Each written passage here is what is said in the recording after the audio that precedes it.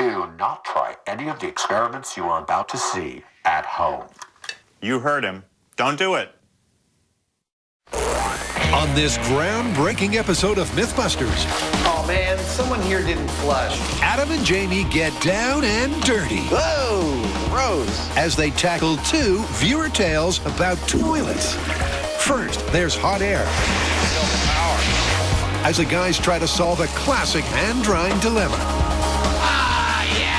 I do this in every airport I get to. Then they flesh out which communal cubicle is the most contaminated. Oh, this is nasty. Who are the Mythbusters? Adam Savage That's science. and Jamie Hyneman. I'm ready.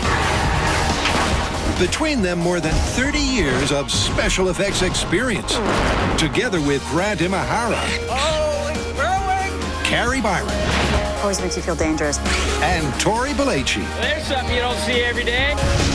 They don't just tell the myths, they put them to the test.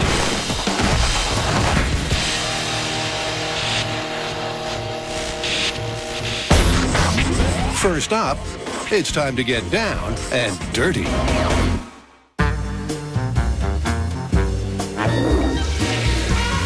Hey man, sorry about that. I won't ask what kept you.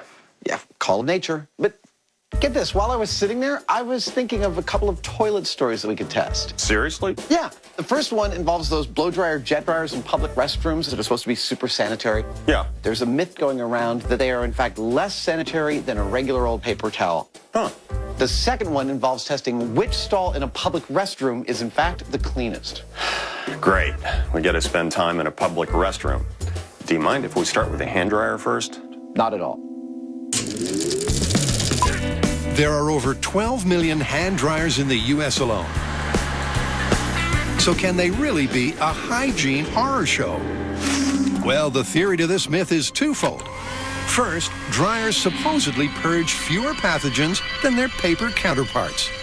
And second, they can also fan a fog of microbe miasma that's a contamination catastrophe. But will this myth be hot air? This story doesn't make any sense to me. How so? Well, if you're drying your hands, that implies that you've washed them. Absolutely. And if you've washed your hands, you've removed all the bacteria. So whether a drying method is cleaner than another is irrelevant. Right, I see your point, but only some people use the full soap and water for washing their hands. Some people, they just get their hands wet before drying them off. Why don't we test both of those and see which is the proper worst case scenario for testing hand towel versus dryer? Okay, that works. So how do people wash their hands? Well, to my way of thinking, there are three things people do in a restroom regarding washing their hands. The first is they pretend to wash their hands. The second thing people do is get their hands wet, but use no soap. The third thing people do, and the thing we all know you should do, is wash their hands with soap. So first things first, Jamie and I are going to wash our hands using each of those techniques and compare the bacterial loads to see if Jamie is in fact right. Does washing your hands in soap and water leave them completely clean? And first to go is Adam, who after each cleaning custom hands over to the Hyneman. I'm swabbing Adam's hands with a soy-based growth medium. So if there's any bacteria on his hands, I'm going to find it. Once Jamie's also swabbed for science, it's time for some germination. Okay, Adam first. The process is pretty simple. We've collected our samples, we spread them evenly across soy agar in a petri dish, and we've put them in an incubator. We're gonna let them sit there overnight. We'll come in the morning and see what we've got. And sure enough, 24 hours later, Let's see what kind of surprise we have. All right, well, the soap wash, Nada. frickin' nothing. yep, the soap plate's great, which cannot be said of the water wash.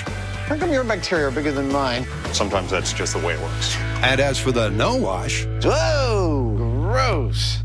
So the whole reason we were doing this test is because Jamie suggested if you wash your hands with soap and water and it eliminates all bacteria, who cares about the drying method? There's no bacteria to be more or less clean with. And it turns out he's right. Look at that. Washing our hands with soap and water yielded no bacteria that we could find on this Petri dish. But when we only pretended to wash our hands, when we rinsed them in water but used no soap, check out what we found. So this is the method that we are going to use to test the cleanliness of air dryers versus paper towels. And the first task for that test is to rustle a restroom. We're here to test whether air-powered hand dryers spread germs around a bathroom more than paper towels do. And so, of course, to test that, we need a bathroom. One bathroom coming up. It's all hands on deck as the guys set up an experimental setup. We call this hiding the crime. See? Ugly scene, pretty scene. It's just that easy. With a sink, Perfect. and a room divider, a blow dryer, and a towel dispenser, It works. they're banged up bathrooms ready to lend this myth a hand. Yeah, that was the last paper towel. And it looks like you're gonna have to get some more. Those hands look pretty wet. I don't want to tell your business, but that was the last paper towel. Yeah. How you doing?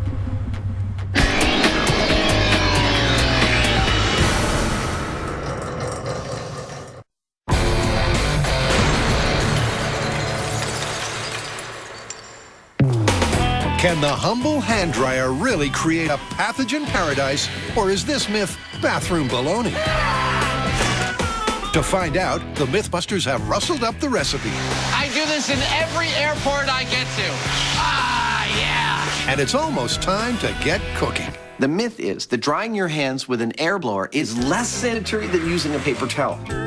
In order to test this, we'll be putting a bacterial marker on the hands of each of our 16 volunteers and then swabbing them both before and after they use each of these devices. If the myth is true, we should see far more bacteria on their hands after air drying than after using the paper towel. With the volunteers to hand, next Jamie's special brew can be uncorked. This is a culture of E. coli bacteria. Now, E. coli can sometimes be harmful, but this particular strain was designed by a lab that's completely harmless. All our participants will be immersing their hands in this stuff, and it'll create a consistent bacterial load for all our testing. It's all hands to the pump. Now, flip them. As Jamie applies the same amount in the same way to get the same bacterial load. Excellent. And with that, the mother of all washing wipeouts can begin. All right, first person, please. Volunteer 1 steps up to get swabbed, Thank you. then washed, 1,000, 2, 1,000, 3, 1,000. then swabbed again. Left hand again, if you would, sir. Next, he heads for some towel traction, which is followed by one last swab. Science. Next. And so the pattern repeats Thank you very much. as all 16 volunteers get sampled before washing, Excellent. after washing, Thank you. and after towel drying. Excellent. Thank you. Thank you. To say it's a little repetitive is an understatement. Thank you. Excellent. Thank you. But to really see a pathogen pattern, a solid sample is essential. 48 pieces of data down. Nice work. Thank you. With 48 swabs, the guys are exactly halfway through. So it's onwards and upwards. Here we go again. With the bacterial load reloaded, the entire swab mob hits the washroom once more. Very strange. Our test subject group seems to have developed its own ritual. Like last time, Next. the volunteers swab, wash, and swab, before this time turning blue with the hand dryer. But will this different drying device really let microbes make hay? Number 16. There it is. Well, with the final test finally done, the guys have a hunch. You know, I am noticing something sort of interesting. I'm wondering if it's the same thing that I've been noticing. Well, I'm smelling the odor of the growth medium a lot more now because the air dryer's aerosolizing the stuff, I think. And I didn't smell it before with the paper towels. I'll tell you what I've been noticing. I notice a lot more wet hands. See, it takes longer to dry your hands with the air dryer, but people aren't taking that extra time. Thus, they're coming back here, and their hands are wetter than with the towels. Both the smell and the clammy hands suggest that the dryer is not eliminating pathogens from people's palms. But what does the data say? Here it is. All of our data gathered from 16 test subjects on both the air dryer and the paper towels. 96 pieces of data in all. And this isn't everything that we're gathering today. Because we're not just concerned about spreading bacteria on people's hands, we're also going to test the immediate environment around where they dry them to see what, if any, bacterial spread there is there as well. So Adam gets down and dirty with one final swabbing sequence. But there's a lot right here. As he collects 10 samples from identical points in each bathroom. Well, let's get these back to the shop and start growing some bacteria. I've got my incubator warm and ready to go. That sounded creepy. Let's go.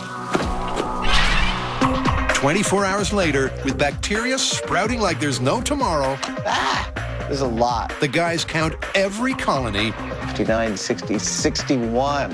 Wham. in every sample Here we go. before they're finally ready to wrap up the results. All right. The great hand towel versus air dryer debate. The results are in. Are you ready to hear them? Sure. Pretty stunning. When we had our test subjects dry their hands with the air dryer, they were able to reduce the bacterial load on their hands by 23%. Okay. But when we had the individuals dry their hands with the hand towel, they were able to reduce the bacterial load on their hands by 71%, almost 3 times as much. That's amazing. But that's for the individual. What about for the environment? Well, when we swabbed the area around the air dryer, we found a total of 41 colonies of bacteria. When we swabbed the area around the hand towel, we found 3. Which yet again indicates that the air dryer is spreading more bacteria than the hand towels. Indeed, they do. This myth is totally confirmed. The claims of the air dryers just don't hold up. It's just hot air.